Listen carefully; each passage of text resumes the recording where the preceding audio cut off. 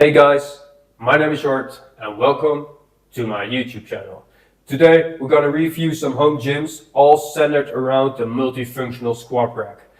These home gyms are fully styled and they have very cool squat racks with all sorts of features. Let's check them out and jump right in. I'm hustling every day cause the mountain's too steep. Made it through the struggle, now I'm chasing what's mine. I'm all in for the hustle, now I'm ready to shine. The first home gym is made by Expensive Line. He built a new house and within the build of his new house he also made room for his own home gym. It's 15 by 20 feet, which is approximately 4.5 by 6 meters. So it's a quite nice space and it's fully to his liking. He made it a very nice design with both strength and cardio options in his home gym. So looking at the first picture, we're seeing an overview and we're seeing one hell of a big squat rack. This is a Rep Fitness squat rack. He has it stacked out with options. First of all, we see an Olympic barbell, but also in the corner there is an easy curl bar and even a second bar, probably for his wife. He uses those bars in conjunction with his Rogue competition plates. Very nice plates. All this weight that is on his squat rack has probably cost him a shit ton of money, but it's definitely worth it. These plates will be very good quality and he will be using them for years and years. Looking in front of the squat rack, we see a Rep Fitness bench as well, and it's a very strong bench. One of the downsides, however, is that the flooring, as I always tell you, it isn't put down all the way, so you can see that his bench is always going up and down of the rubber flooring. It's so much easier to put it down everywhere. He does have a very slick concrete floor, which makes it make the look and feel of the gym more amazing.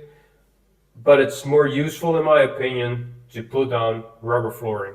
In the back of his squat rack, he has a plate-loaded cable setup. He can do lat pull-downs and low rows with it, but it's plate-loaded. Normally, I'm perfectly fine with plate-loaded. It's less convenient.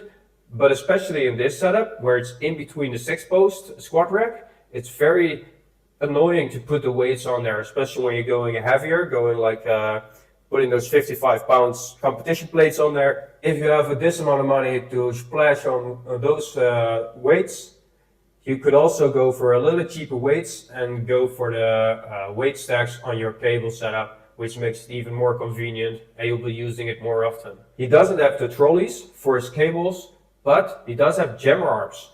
You can always use those jammer arms to do even more movements.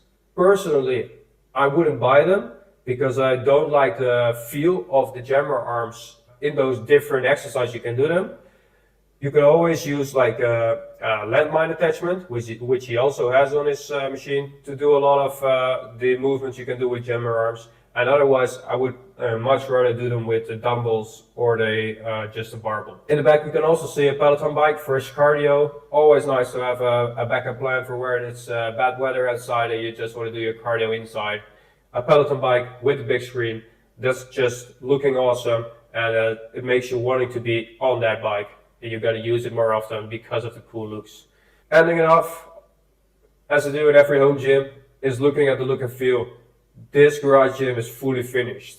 It's tidied up. He has his foam rollers in bins around his gym. He's got a little rack back in the corner where he stores his weight vest.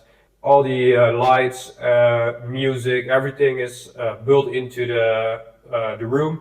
So very clean setup. I would love to work out in your space, and he did very well setting up this home gym.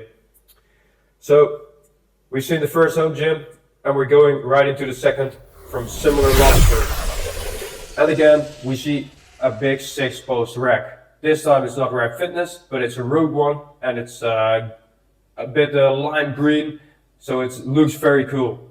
In his 6-post, he's using it mostly on the inside. If I look at the current setup, he can bench on the inside, he can squat on the inside, and he has weight stacks in this because he does have the cable pulleys or the cable trolleys, and uses the cables on the outside of the squat rack. This way you can always be safe when using a bar, but you can also use the outside of the squat rack for all the other options. On the inside, you can also see a lat pull down, so it's even more versatile than I was already thinking.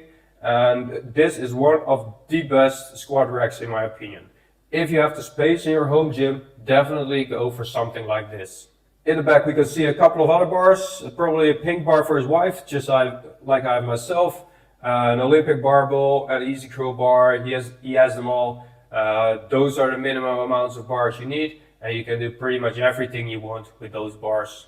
On top of that, this guy also has the Rogue Olympic plates, but the lightest weight I can see right now are his 10-pound plates. Those jumps will be pretty big. So we're zooming out, and right now I'm even seeing more. He has 2 more bars, the 2 best specialist bars to get if you're doing very multifunctional training. Those are the safety squat bars and the trap bar. In front of those bars, he has a GHD. This machine is killing. It can make your back explode, makes your abs absolutely stretch out to the max. We're going to the last home gym. Like I said, this is going to be a short video, but the last home gym has a story with it, and I want to give you guys a summary of this story. This home gym started in 2020 with a garage gym made from Facebook Marketplace finds before upgrading to a Titan T3 6-post rack. Like I said, we're talking about racks today. Eventually, the gym was moved into a basement office for better climate control with horse-style mat flooring and newly painted walls. It was still focused around budget-friendly but quality equipment, primarily fringe sports and rack fitness. The centerpiece in this home gym is a Fringe Dane 1.0 half rack, expanded with a 6-post setup. He also has a solid barbell collection, but the weights are sourced very cheaply. While the setup is solid, the gym is still evolving. Like all our home gym owners know, our gym is always evolving, with plans for wall-mounted storage, gym flags, and organizing improvements. The owner is open to suggestions and hopes to inspire others with this build. That's exactly the reason why I put it in this video.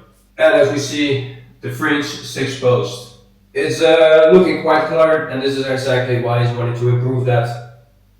But we can see that it's a sturdy rack with cable trolleys, integrated weight stacks, and place for him to work on the inside and on the outside. Normally when you work on the inside of the squat rack, you have the weights on the back, working in the center, and then have the front part to do your cable movements like we saw in the last video. But in this setup, he works in the back, has weight stacks in the middle, and can use the cable trolleys on the outside. So it's a little different setup, and that's because he bought the 4-post and expanded it to a 6-post. Looking at the second picture, we can see that he has a golden and black barbell, which makes it look very cool. The weights, however, like he said, they're cheaply sourced, so they're all steel plates, which isn't my preferable. In the center of his squat rack, he has a rack fitness bench setup, a very sturdy bench, very good bench, good choice. So we're looking at the back of his rack, and in the back of his rack, we can see that he has his barbell up there, and there is a very small space to do his workouts in.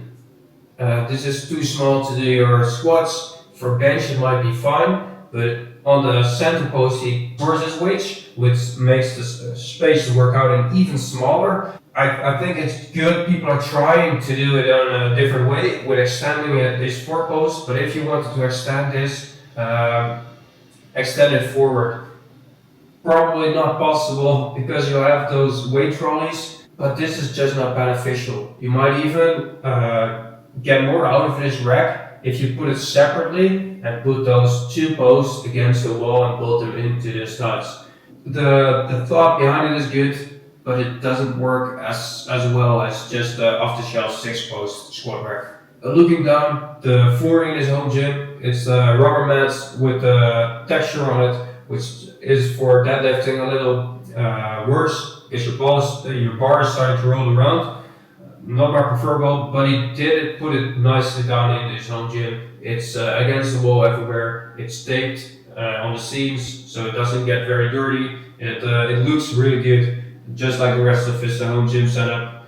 And we're looking at the other corner right now. We can see the barbells. He even got a fat bar, one of my favorite trap bars there is. These strap bars you can put on the side like it's stored away right now, and it's very easy to put the weights on there. In the corner we can see the storage for his bumper plates, and now I think he made the right choice.